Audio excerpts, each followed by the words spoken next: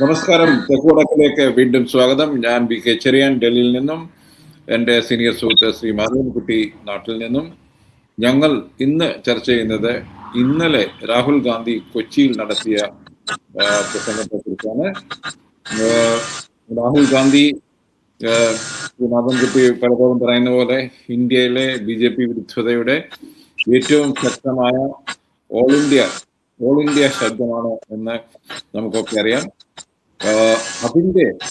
അത് കേരളത്തിൽ പ്രത്യേകിച്ച് UDF ഒരു മുന്നേറ്റം, അതും ഇന്നത്തെ സിറ്റുവേഷനിൽ വളരെ കമ്മ്യൂണൽ ആകാൻ സാധ്യതയുള്ള ഒരു ഇലക്ഷൻ ക്യാമ്പയിനിന്റെ തൊട്ടു മുമ്പ് അദ്ദേഹം പറയുന്ന കാര്യങ്ങളൊക്കെ വളരെ കോൺഗ്രസിനെയും UDF വളരെ നിർണായകമായിരിക്കും എന്നും നമുക്കറിയാം.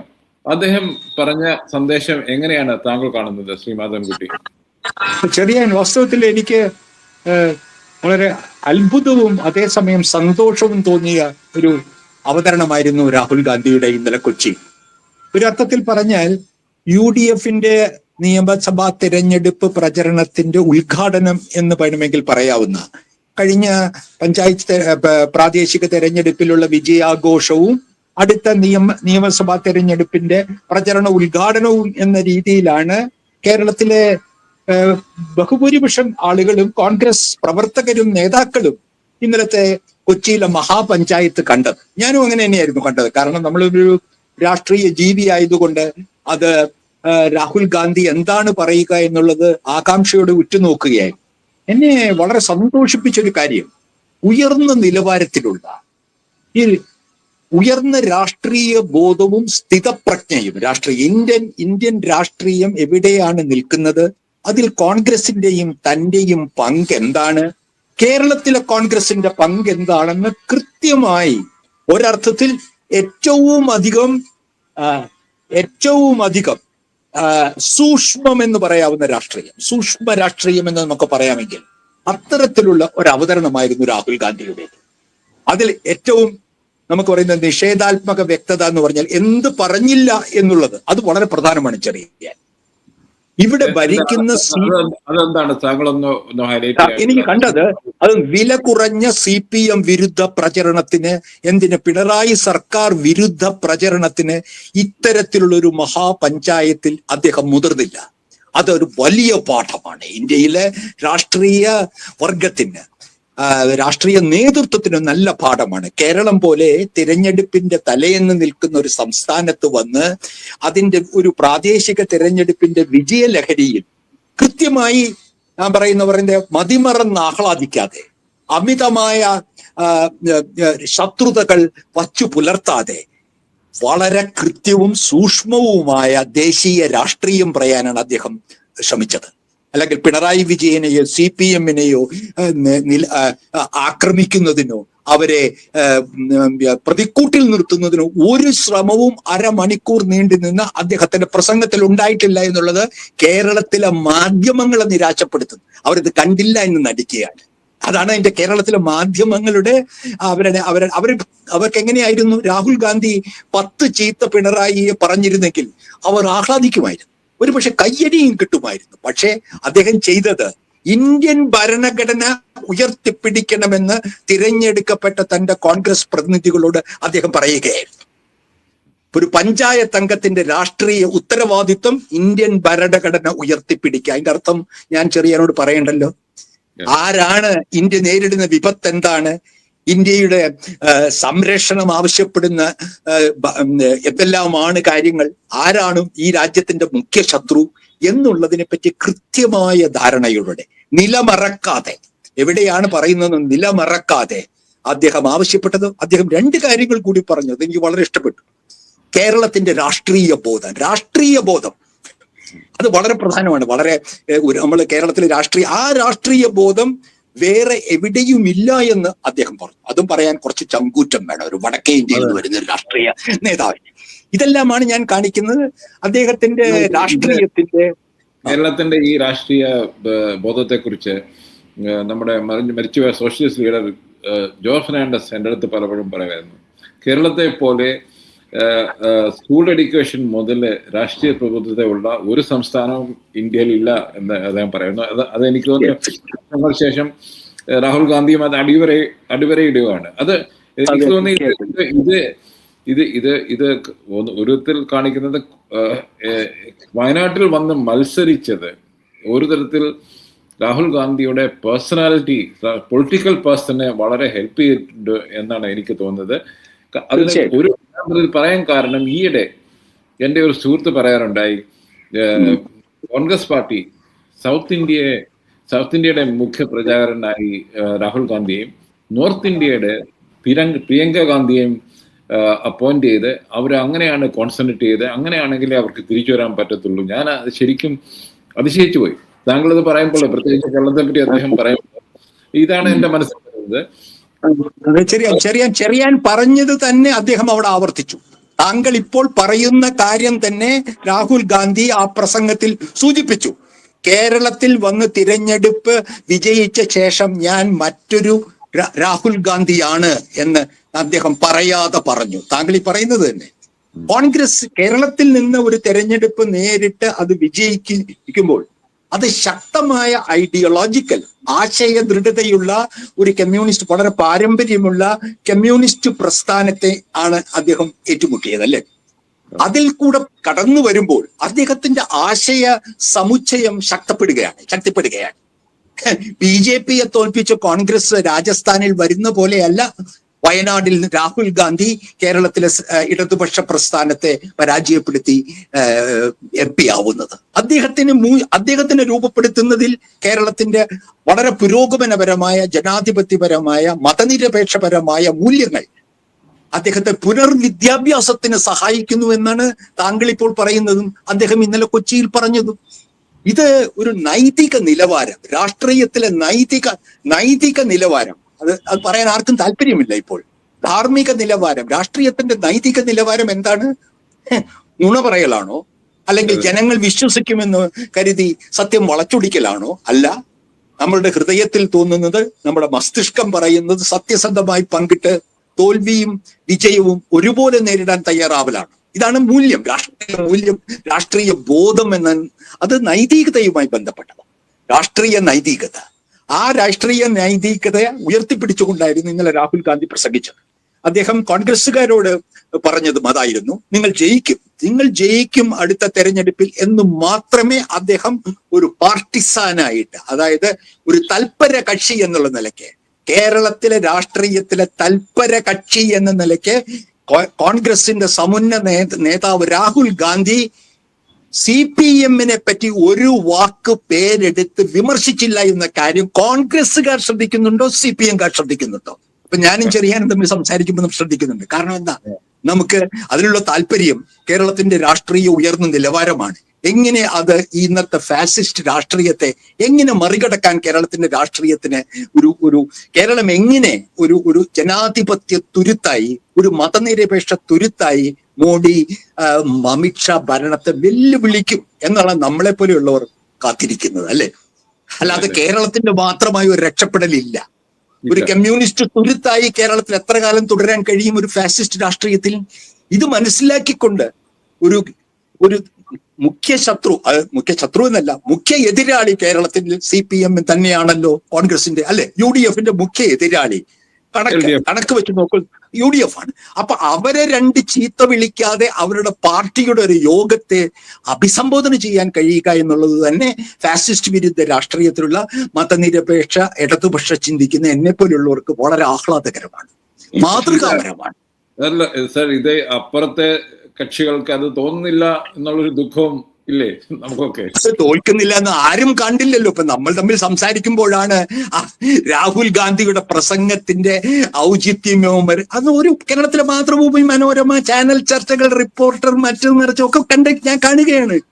ഇത് ഈ പ്രസംഗത്തിന്റെ വ്യക്തിത്വം, രാഷ്ട്രീയ വ്യക്തിത്വം, നൈതികത, അത് പറഞ്ഞു കൊടുക്കാനുള്ള മാധ്യമങ്ങൾ കേരളത്തിലില്ല എന്നുള്ളതാണ് ചെറിയാൻ കൂടുതൽ തൂക്കുക.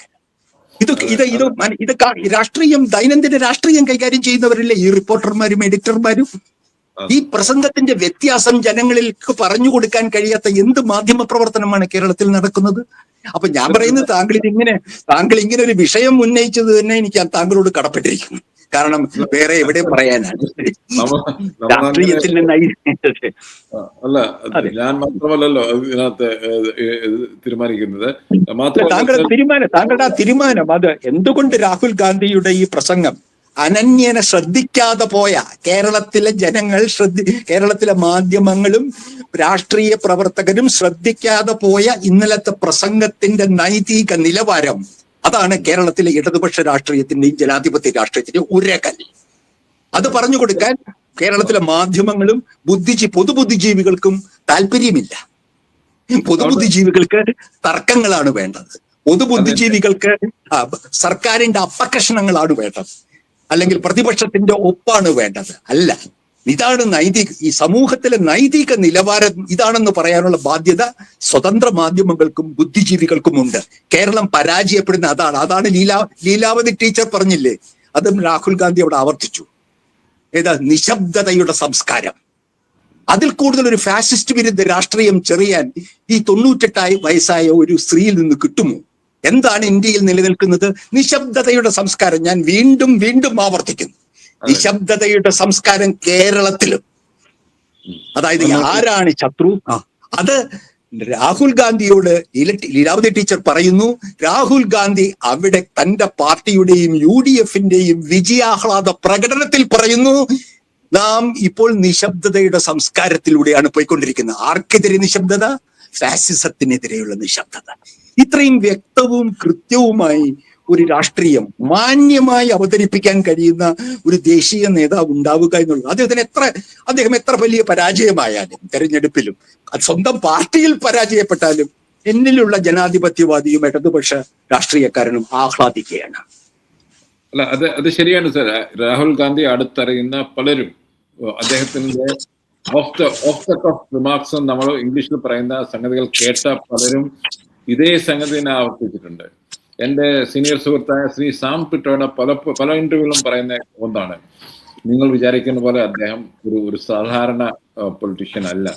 അദ്ദേഹത്തിന് വളരെ വായനയും വളരെ ഡീപ്പ് അണ്ടർസ്റ്റാൻഡിങ് ഉള്ള ഒരു മനുഷ്യനാണ്. അതുകൊണ്ട് അദ്ദേഹത്തെ കളിയാക്കുന്നതും അദ്ദേഹത്തെ ഒരു പരാജയമായി ചിത്രീകരിക്കുന്നതും അദ്ദേഹത്തിന്റെ എതിരാളികൾക്ക് അത്യാവശ്യമാണ്. അതായത് അങ്ങനെ അദ്ദേഹത്തിന്റെ ഇമേജ് പപ്പു എന്നുള്ള ഇമേജ് വെച്ചുകൊണ്ടുള്ള അതല്ല, പപ്പു എന്നുള്ള ഇമേജ് ഒക്കെ എന്നോ തീർന്നു.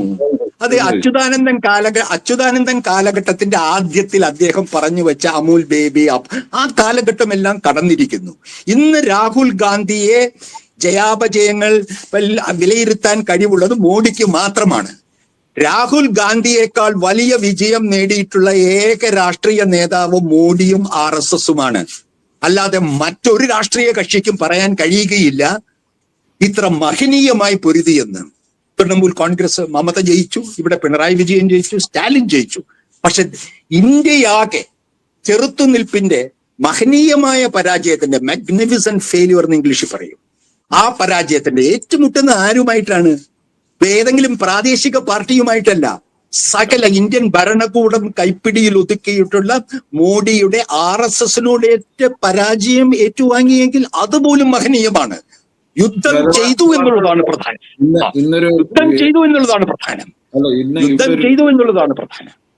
ഇന്ന് ഇവിടെ ഒരു ന്യൂസ് ഉണ്ട്. അതായത് 3300 കോടി രൂപയാണ് ഒഫീഷ്യലി BJP കഴിഞ്ഞ ലോക്സഭ ഇലക്ഷനിൽ ചെലവഴിച്ചിരിക്കുന്നത് എന്ന്. അപ്പൊ അതിന്റെ എനിക്ക് തോന്നുന്നത് കോൺഗ്രസ് 1000 കോടി പോലും ചിലവാക്കി കാണത്തില്ല. കോൺഗ്രസിന്റെ സ്റ്റേറ്റ്മെന്റ് വരുമ്പോൾ അറിയാം.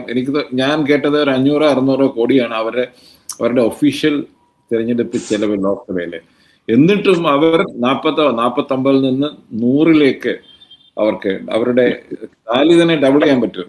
എനിക്ക് തോന്നുന്നത് അതിന്റെ മുഴുവൻ ക്രെഡിറ്റും രാഹുൽ ഗാന്ധിക്ക് തന്നെ പോകും എന്നാണ് എനിക്ക് തോന്നുന്നത്. അതെ, അതുപോലെ ചെറിയ കോൺഗ്രസിൽ ആരാണ് ത്യാഗം സഹിക്കുന്നത് ജനാധിപത്യത്തിന് വേണ്ടി? ആ കുടുംബം തന്നെയാണ്, നെഹ്റു കുടുംബം തന്നെയാണ് ത്യാഗം സഹിക്കുന്നത്. വേറെ ഒരു കോൺഗ്രസ് നേതാവിനെയും അവർ കള്ളക്കേസിൽ കൊടുക്കുന്നില്ല. എത്ര മണിക്കൂറുകളാണ് രാഹുൽ ഗാന്ധിയെ ചോദ്യം ചെയ്തത്? സുഖമില്ലാത്ത സോണിയ ഗാന്ധിയെ അവർ വിഷമിപ്പിക്കുന്നത് എന്തിന്? രാജ്യത്തിന്റെ ഈ നിർണായക ഘട്ടത്തിൽ കോൺഗ്രസിൽ ഏതെങ്കിലും നേതാവ് RSSനെ പരസ്യമായി ഇത്ര ശക്തമായി വെല്ലുവിളിക്കുന്നത് താങ്കൾ കേട്ടിട്ടുണ്ടോ? ഇല്ല. താങ്കൾ കേട്ടിട്ടുണ്ടെങ്കിൽ പറയും. അക്കമെണ്ണി പറയാം. KC വേണുഗോപാൽ പറഞ്ഞിട്ടുണ്ടോ? സതീശൻ പറഞ്ഞിട്ടുണ്ടോ? എന്തിന് വേറെ ആര് പറഞ്ഞിട്ടുണ്ട്? ഈവൻ സ്റ്റാലിനും മമതയും രാഷ്ട്രീയമായി RSSനെ ഇതുപോലെ തൊലിയുരിച്ച് കാണിച്ചിട്ടില്ല. ഞാൻ വെല്ലുവിളിക്കും. മമത സൈദ്ധാന്തികമായി ആശയപരമായി, സ്റ്റാലിൻ രാഷ്ട്രീയമായി. അദ്ദേഹത്തിനെതിരെ RSSന്റെ ആൾക്കാർ അങ്ങോളം ഇങ്ങോളം കേസ് കൊടുത്തിരിക്കുന്നത്. എത്ര കേസുകൾ!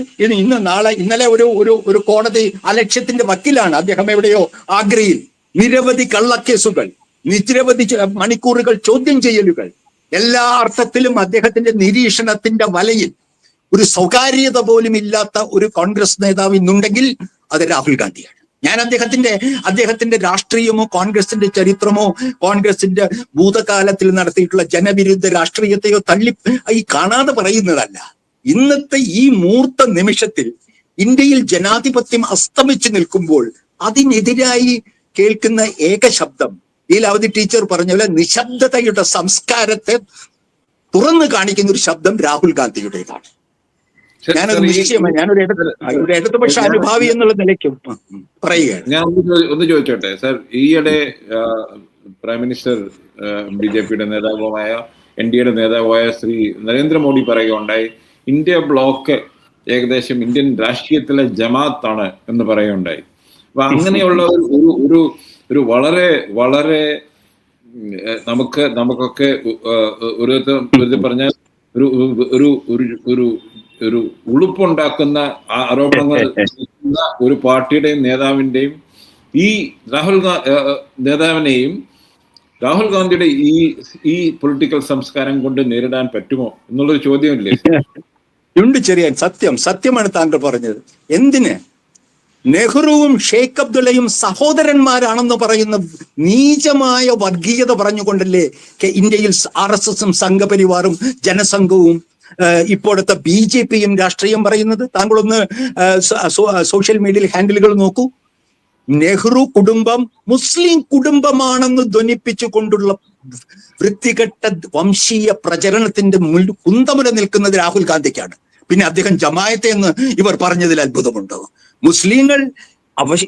മുസ്ലിങ്ങളോടല്ല, ന്യൂനപക്ഷത്തിനോട് തുറന്ന ഐക്യദാർഢ്യം പ്രകടിപ്പിക്കുന്ന, വോട്ട് കിട്ടുമോ ഇല്ലയോ എന്ന് നോക്കാതെ ന്യൂനപക്ഷ ധ്വംസനത്തിനെതിരെ കൃത്യമായ രാഷ്ട്രീയ നിലപാടുകൾ എടുക്കുന്ന ഇന്ത്യ ആകെ ഒരു സാന്നിധ്യമുള്ള ഏത് രാഷ്ട്രീയ നേതാവാണ് ഇദ്ദേഹത്തെക്കാൾ ഭേദം?